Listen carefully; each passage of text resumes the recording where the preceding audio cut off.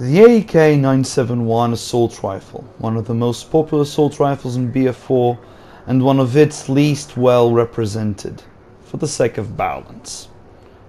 Being a substantial improvement over the AEK-74, this gun was designed to compete in their Abakan trials.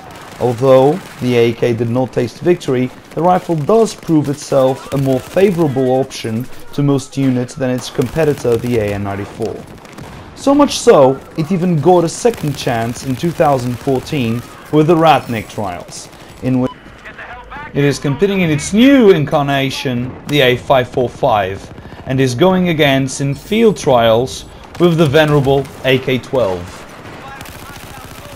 Operation-wise, the AEK employs the same long-stroke gas piston system of the AK-74, but with a twist.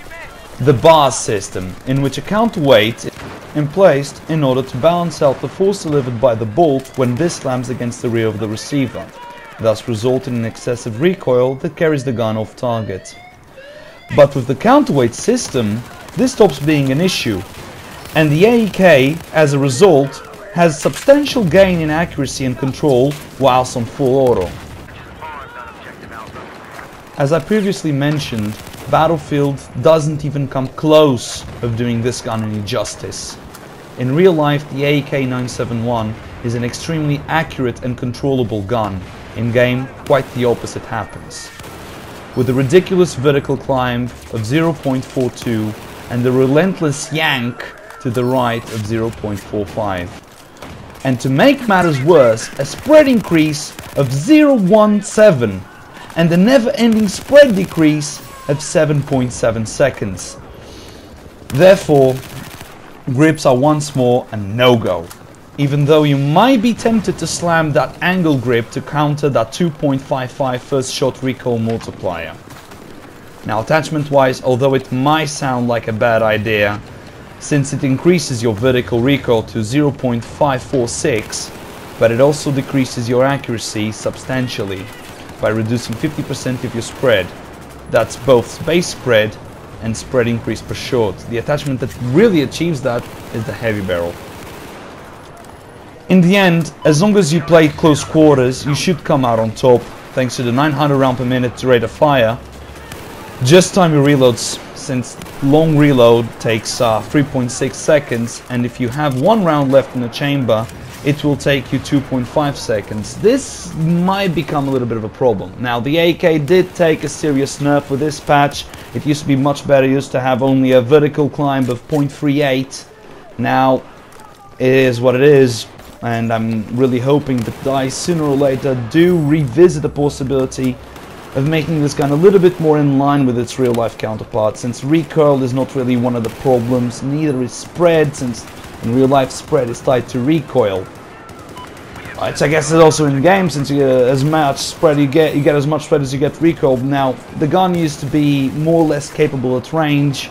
Some people say that is not how the gun is supposed to play out. I say it's an assault rifle.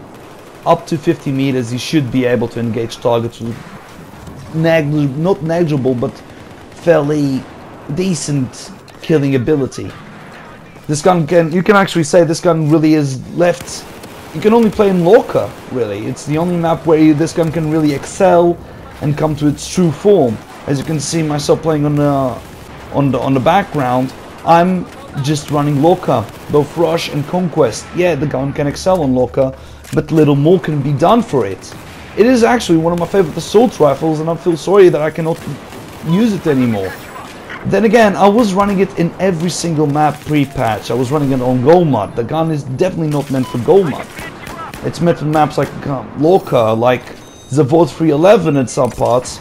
Now, not even in Zavod I can run it, because the gun just isn't accurate enough. You'll end up spraying bullets all over the place if you hold the trigger for more than 1 second. You just tap it. You just have to tap it all the time. And with that first shot recoil multiplier, it becomes a pain to control the recoil. Now, I honestly think just mildly reducing the spread increase per shot could be a really good thing for this gun. And the recoil, I'm sorry, 50% increase in the recoil, at least on the console side of things, it's barbaric. It's an excess. It's literally nerfing the gun beyond the point it can actually be useful. I mean, it will take a level 140 to fully control the gun and make it efficient. Most people think, oh, but I'll just slam a muzzle brake on it. No, no, no, no, no. Do not slam a muzzle brake on it. Increasing that spread even more is the worst thing you can possibly do. It might sound like a good idea at first.